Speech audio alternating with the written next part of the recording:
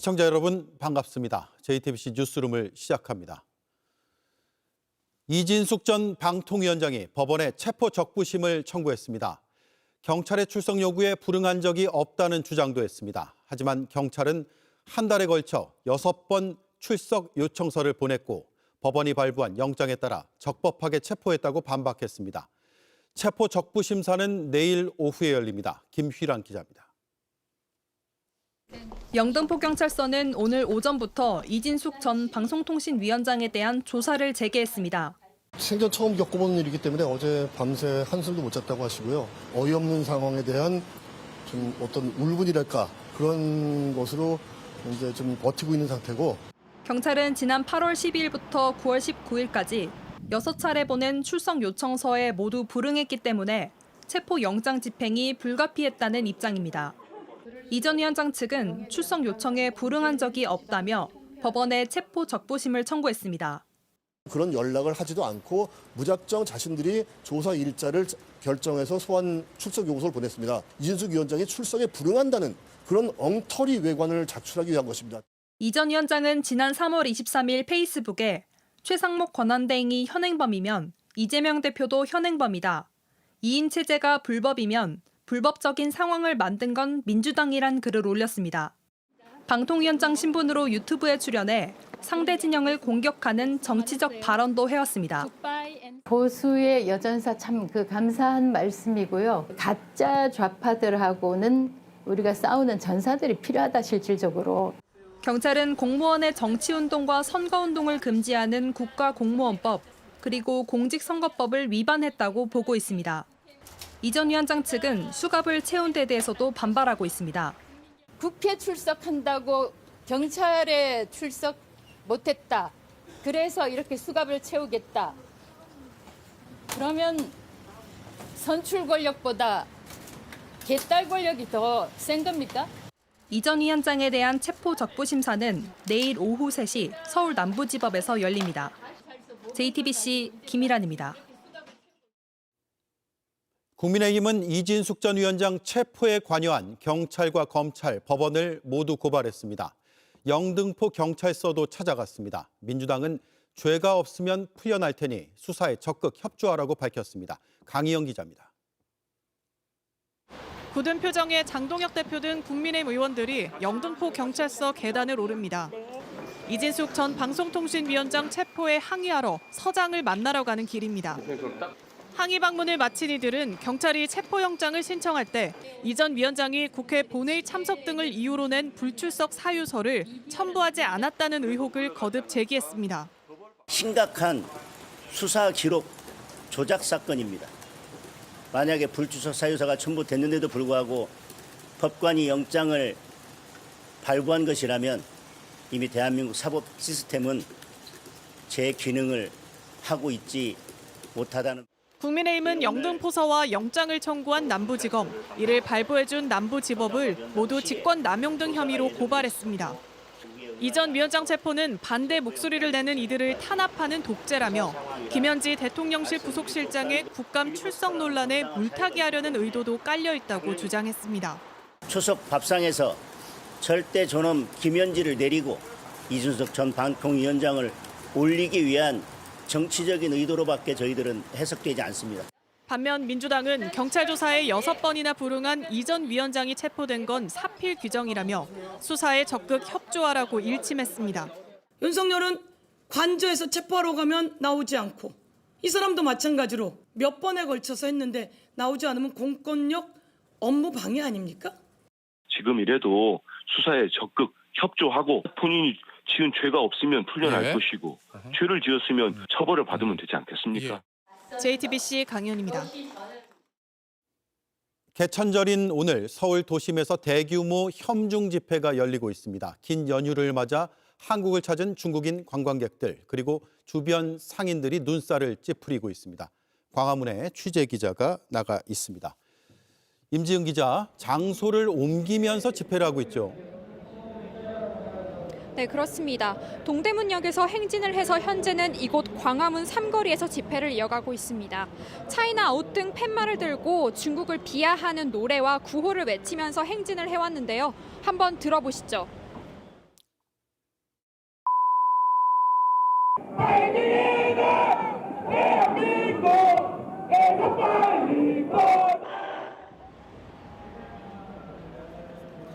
원래는 집회 무대 근방에서 저희가 방송을 준비하고 있었는데 집회 참가자들이 취재진에게 몰려와 욕설과 물리적 위협을 하기까지 해서 저희는 지금 경찰 버스 인근으로 자리를 옮기기까지 했습니다. 예. 지금도 무대에서는 중국 혐오 발언과 지금도 무대에서는 중국 혐오 발언과 부정선거, 가짜뉴스, 윤석열 전 대통령 지지 발언 등이 이어지고 있습니다. 네. 경찰이 그런 혐오 발언을 제한하려고 했는데 법원이 받아들이지 않았다면서요? 네, 그렇습니다. 경찰이 특정 국가에 대한 혐오 표현을 금지한 데 대해 주최 측이 효력정지 가신청을 냈고 법원이 주최 측 손을 들어준 겁니다. 경찰은 집회 신고 10일 뒤에야 제한을 걸었는데요. 법원은 집회 신고 48시간 내에 제한 통보를 해야 한다면서 그 이후라면은 직접적인 위험이 있을 때만 예외적으로 가능하다고 판단했습니다. 법원은 언어 신체적 폭력이나 협박까지 허용한다는 뜻은 아니다라고 선을 그었는데요. 하지만 주최 측은 이 같은 법원의 당부에는 아랑곳하지 않았습니다. 들어보시죠. 어제 승소 판정을 받았습니다. 그래서 오늘 저희 이렇게 행진할 때도 차이나 아웃 공산당 나가라 자유롭게 외칠 수 있었습니다. 네, 중국도 긴 연휴여서 한국을 찾은 관광객이 많습니다. 그들의 반응은 어땠습니까? 국경절과 중추절이 겹친 긴 연휴와 함께 한시적 무비자 입국도 가능해져서 한국을 찾은 중국인 관광객들을 많이 볼 수 있었습니다. 현중 구호를 외치는 시위대가 행진을 해오자 애써 외면하고 발걸음을 재촉하는 모습이었습니다. 관광객들을 상대로 장사를 해야 하는 인근 상인들도 눈살을 찌푸렸습니다. 주한 중국 대사관은 중국 관광객들에게도 경각심을 갖고 신변 안전에 유의할 것을 당부하기도 했습니다. 네, 잘 들었습니다. 광화문에서 임지은 기자가 전해드렸습니다. 계엄 당시 군 사령관과 경찰청장은 경호처 비화폰으로 윤석열 전 대통령의 지시를 받았습니다. 그런데 취재 결과 국방부와 경찰청은 공식적으로 비화폰을 받은 기록이 없었습니다. 유령 비화폰이 사용된 셈입니다. 정수아 기자가 취재했습니다. 내란 사태 당시 윤석열 전 대통령과 군 사령관들을 이어준 건 경호처 비화폰입니다. 대통령께서 비화폰으로 제게 직접 전화를 하셨습니다. 의결 정족수가 아직 다 안 채워진 것 같다. 빨리 문을 부수고 들어가서. JTBC는 최근 5년간 각 부처들의 비화폰 수령 내역을 확인했습니다.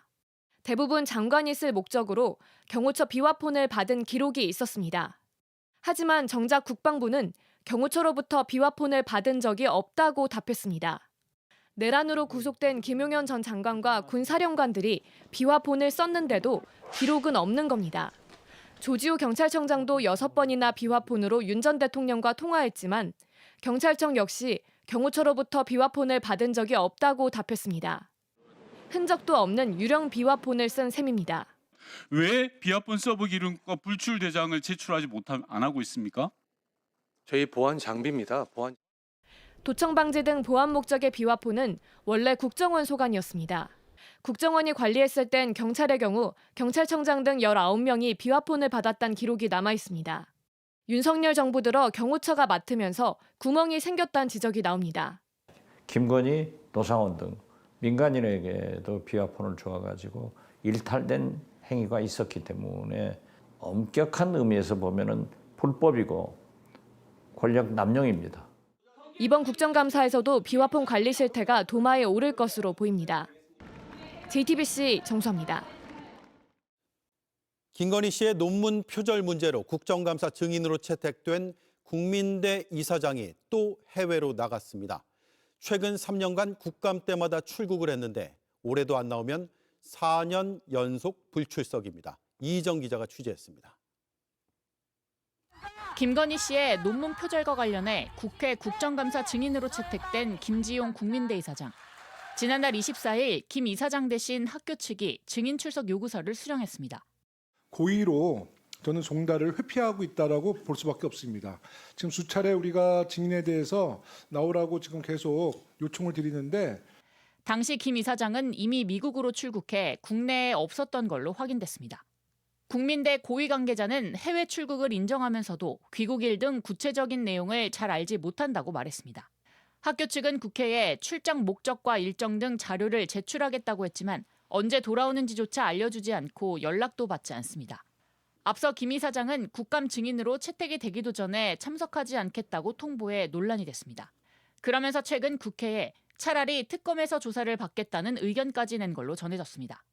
김 이사장이 올해 국감에도 불출석할 경우 4년 연속 해외로 나가면서 국감을 피하는 겁니다. 국회 헌정사상 최초의 일일 거예요. 불출석을 하게 될 경우에는 이 불출석 사유에 대한 입증을 제대로 하지 못했을 때는 처벌을 해야 된다. 저는 최근 국회에서는 주요 증인의 해외 도피성 출장을 막겠다며 김지용 방지법이 발의됐습니다. JTBC 이희정입니다. 모회사인 한전과 자회사인 한수원이 영국에서 집안 싸움을 벌이고 있습니다. 한국의 1호 해외 수출, 아랍에미리트 원전 건설에 들어가는 1조 4천억 원의 추가 비용 때문입니다.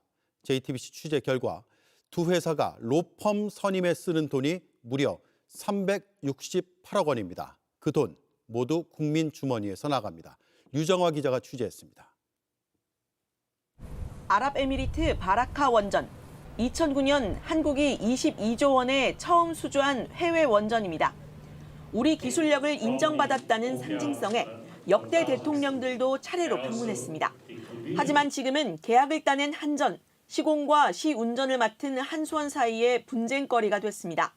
완공이 목표했던 2020년에서 2024년으로 지연됐고 수차례 설계를 변경한 끝에 1조 4천억 원의 추가 비용이 발생한 게 문제입니다. 한수원에서는 계속적으로 저희들 비용 발생한 거에 대해서 정산을 청구해왔고 UAE 발주체 요청에서 받아낼 수 있으면 협상으로 받아내든지 자회사가 모회사를 상대로 제기했기 때문에 저희 한전은 매우 유감인 것이고 이견은 좁혀지지 않았고 한수원은 올해 5월 한전을 상대로 런던 국제중재법원에 중재를 신청했습니다. 원전 수주 계약 당시 당사자끼리 해결 못한 분쟁은 이곳에서 중재하기로 했기 때문입니다.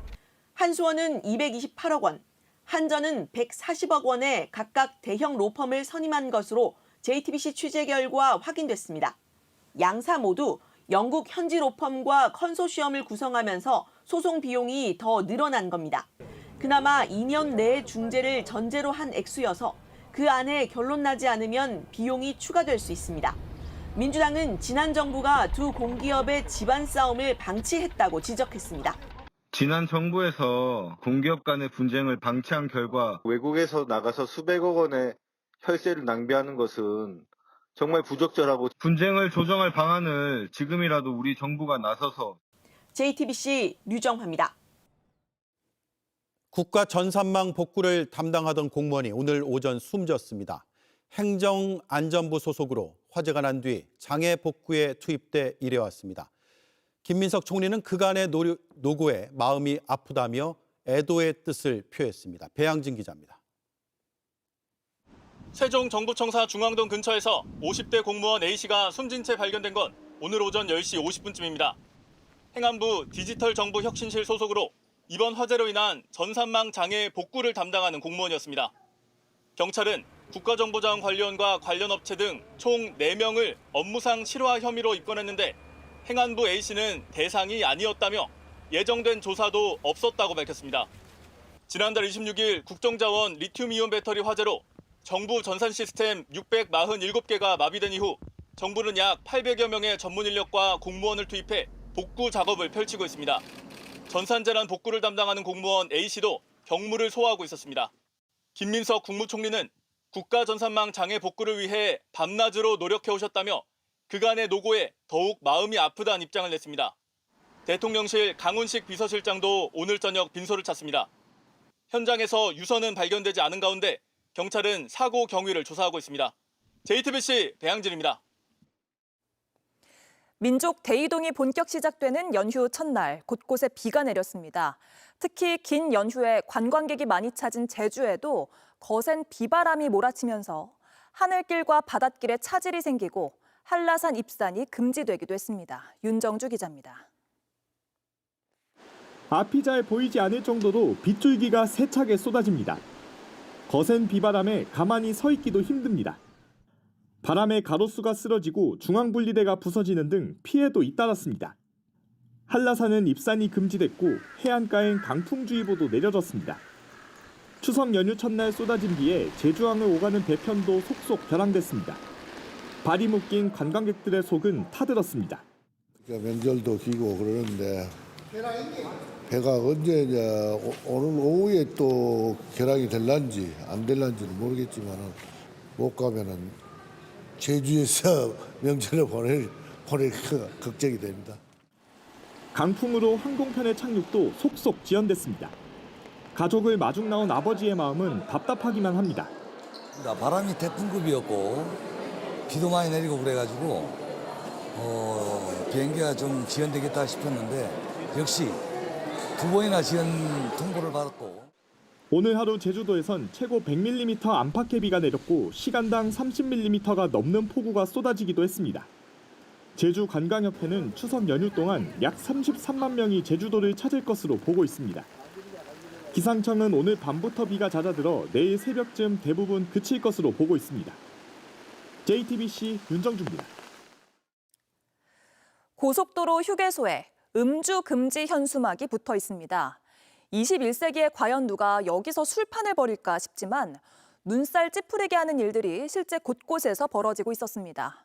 휴게소 천태만상을 구석찬 기자가 취재했습니다. 관광버스 사이에서 테이블을 펴놓고 음식과 함께 술을 마십니다. 술판이 벌어진 건 남해 고속도로 진영 휴게소 주차장. 이 장면이 온라인에 올라오면서 공분이 쏟아지고 있습니다. 애기도 있고 어른들이 분복이어야 되는데. 술판은 고속도로 휴게소에서 심심찮게 목격됩니다. 관광버스에서 내린 무리가 김치를 꺼내 음식을 해먹고 주차장 옆에 탁자를 펴고 앉아 술잔을 기울입니다. 7, 80년대, 8, 90년대나 볼 수 있는 그런 장면을 요즘 와서 보니까 많이 골사납더라고요. 쓰레기들 난리였고. 휴게소 주차장에서 취식과 음주를 말아달라는 현수막들이 오래전부터 나붙었지만 민폐 행위는 좀처럼 사라지지 않고 있습니다. 군산 새만금 휴게소에선 주차장에 텐트들을 알박기 하듯 친 음주 캠핑족 탓에 민원이 빗발쳤습니다. 서안산 휴게소에선 차량 한 대로 주차 공간 2면을 차지한 운전자가 있었고 낙동강 의성 휴게소에선 반려견을 버리고 가는 일도 있었습니다. 그런데 제대로 된 처벌은 힘듭니다.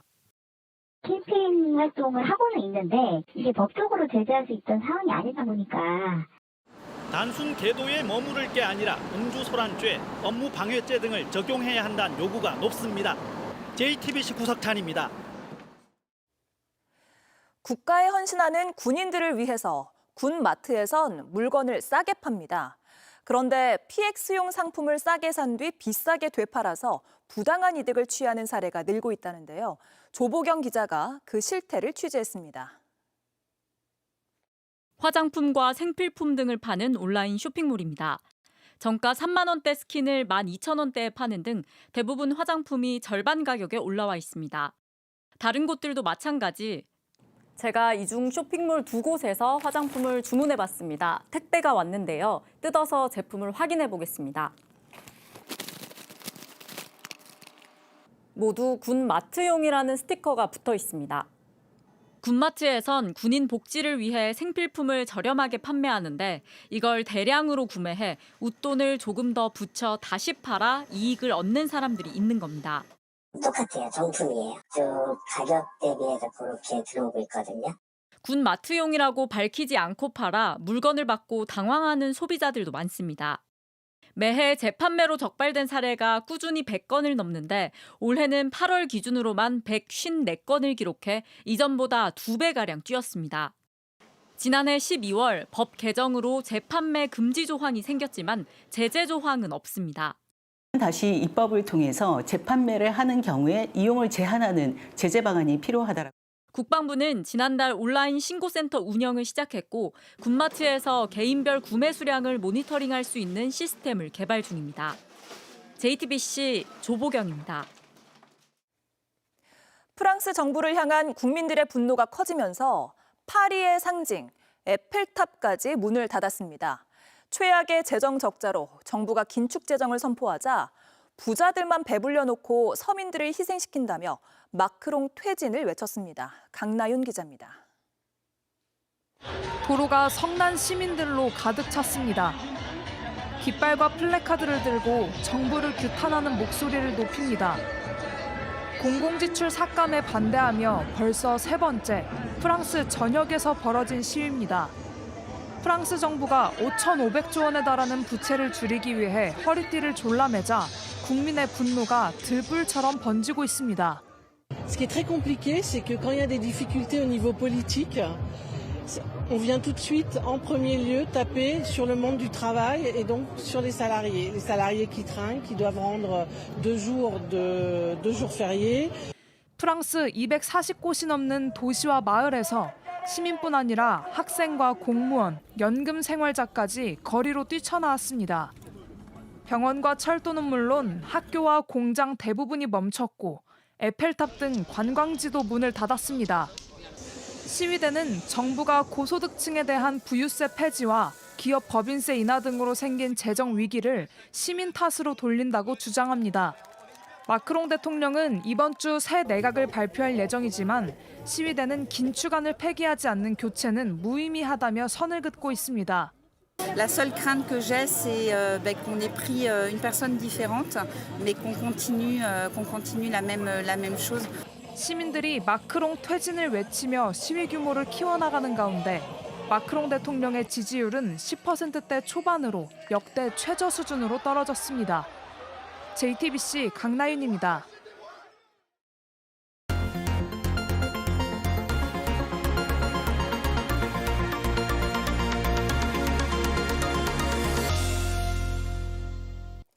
정체를 숨기고 포교를 하는 신천지가 이제는 유명 환경단체 지역 지부까지 통째로 점령했습니다. 학점을 따려고 봉사활동에 참여한 대학생들에게 접근해 포교하고 있었는데 취재진이 다가가자 도망쳤습니다. 밀착카메라 정희윤 기자가 취재했습니다. JTBC는 지난 8월 각종 취미동호회로 위장한 뒤 교묘하게 포교하는 신천지 모습을 보여줬습니다. 홍대 앞거리 한복판에서 노란 깃발을 들고 군무를 추는 사람들. 청년 행사인데 어딘가 자연스럽지가 않습니다. 지자체도 속아 후원하기도 했습니다. 이 보도 뒤 제보 하나가 들어왔습니다. 이름이 알려진 환경단체의 한 지부가 사실상 통째로 신천지라고 했습니다. 5년 동안 신천지 신도였다가 지난해 탈퇴한 박민우 씨와 사실을 확인해봤습니다. 언론에도 수차례 소개된 환경단체 A. 2030 젊은이들에게 인지도가 높습니다. 이 단체에 신천지가 접근했다고 했습니다. 인스타그램 다 들어가서 보니까 강릉 신천지 사람들이 활동하고 있는 게 다 보이는 거라서. 단체에 강릉 지부를 내겠다고 신청했고 회원을 모두 신천지 신도로 채웠습니다. 주도한 한 인물은 신천지 강릉교회 전 청년회장 문모 씨라고 했습니다. 이 사실을 알게 된 A단체는 문 씨와 면담했습니다. 신천지냐고 묻자 강하게 부인합니다. 만약에 진짜 제가 한국 신천지였으면 은퇴를 했겠죠. 왜냐면 숨기고 싶을 거 아니에요. 신천지 활동 사진을 내밀자 합성이라고 주장합니다. 다들 전해주면 아직도 화가 나는데 사진을 어디서 구해와도 합성을 하더라고요. 어떤 증거를 내놔도 모른다고 대답합니다. 미쳤다고 그 신천지 마스크 테이프를 학교에 들고 다니기가 어렵지 않을까요? 관계자들에게 양해를 구하고 취재진도 합석했습니다. JTBC에서 좀 오신 분이 있어가지고. 그러자 자리를 빠져나갑니다. 저희 님 혹시 저 왜 아예 저한테 인사도 안 해주시고 그냥 가시는 거예요? 입을 닫고 떠났습니다. 지역에 있는 그런 니즈들을 발굴하기 위해서 좀 많이 지원을 드렸는데 진짜 우리를 속이고 신천지 활동을 하면서 이 동아리를 위장 포교의 목적으로 이용하려고 했는가에 대한 이런 사례 더 있었습니다. 방금 보신 것처럼 신천지 강릉교회 전 청년회장은 이렇게 유명 친환경 단체를 위주로 접근을 했습니다. 강릉의 대학교 중 한 곳의 졸업 요건이 봉사 시간이 필수라는 점을 이용한 건데요. 이 두 번째 피해 단체인 이 사단법인에는 또 어떤 방식으로 접근했을까요? 현직 서울대 교수가 만든 환경단체 B. 역시 언론에 수차례 소개됐습니다. 신천지 강릉교회 전 청년회장인 문 씨. A단체 강릉지부 전 회장이었고 B단체에서도 강릉지부 회장입니다. 저희가 여러 곳인데 뭐 여기 취지는 이런데 혹시 한번 들어보신 적 있으세요? 그런 식으로 접근을 해서 상대방의 번호를 따려고. 모두 위장이고 실상은 단지 신천지 포교가 목적이었습니다. B단체는 취재진에게 문 씨와의 관계를 정리하겠다고 했습니다. 멀쩡한 조직이 아니라고 인식을 하잖아요. 근데 전도하려면 그 사람들을 결국에는 피해 단체들은 이 보도 이후 자신들의 모든 활동이 신천지 포교로 오해받을까 봐 걱정하고 있습니다. 신천지는 지금쯤 또 다른 피해자를 포획하기 위해 헤매고 있을지도 모릅니다. 밀착 카메라 정희윤입니다. 세계 최강, 우리 양궁 국가대표팀이 오늘은 로봇과 맞붙었습니다. 냉철하고 정확하게 활을 쏘는 로봇과의 대결, 과연 누가 이겼을까요? 이혜원 기자가 보도합니다. 환호를 받으며 무대로 오르는 양궁 리커브 국가대표팀. 옆에는 슈팅 로봇이 나란히 섰습니다. 세찬 빗줄기 속 안산이 9점으로 출발합니다. 이어 강채영도 9점, 임시현은 10점에 명중합니다. 그 뒤에 나선 로봇은 첫 화살부터 흔들렸습니다. 8점이에요. 네. 곧 9점으로 따라 붙었지만 다음 발도 아쉽기만 합니다. 7점. 기계도 조준을 좀 해줘야 될 것 같은데. 이어 3명의 남자 대표 이우석, 김재덕, 김우진이 나란히 9점씩 쐈는데 로봇은 이땐 달라졌습니다. 오, 엑스트라 나왔어요. 선수들도 로봇의 정확한 조준에 웃으며 박수를 보냅니다. 뒤늦게 출격했지만 로봇은 초반 빗속에서 흔들렸던 점수 탓에 1점 차로 패했습니다. 이어 기계식 활인 컴파운드 대표팀과도 맞섰습니다. 선수들의 화살을 동반하는 로봇 멍멍이.